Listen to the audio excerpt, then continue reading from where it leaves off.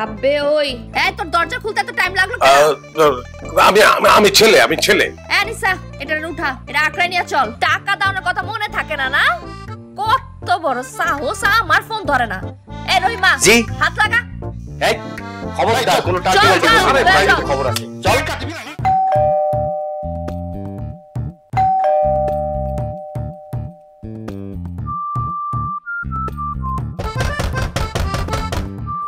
দরজা খোলেন। সাদাউদ্দিন আছে? সাদাউদ্দিন কে? আরে আব্বে হালা দরজা খোল। সালাউদ্দিন সাহেব আছে না বাড়িতে? তিনি ঘুমায়।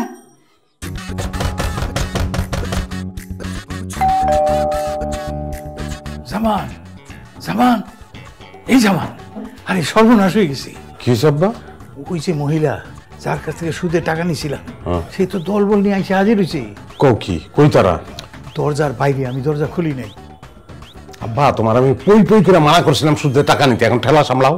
আরে বাবা রে, টাকা কি আমি নিছি তো তোর কালু। কিন্তু নিয়ে দিছো তো তুমি। আরে হে তো পা ধরতে বাদ রাখছে, তো বাধ্য হয়ে মহিলার কাছ থেকে নিয়ে আসি।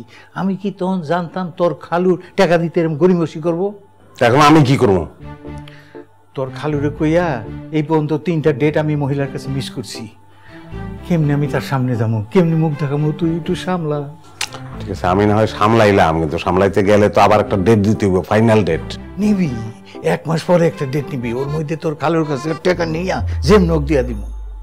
ঠিক আছে, দেখতাছি আমি। কিন্তু আব্বা একটা কথা মনে রেখো, সুদ খাওয়া আর সুদ দেওয়া সমান অপরাধ কিন্তু। হ্যাঁ জানি আমারে শিখায়। আল্লাহ জানি কি হয়। দরজা খোলেন।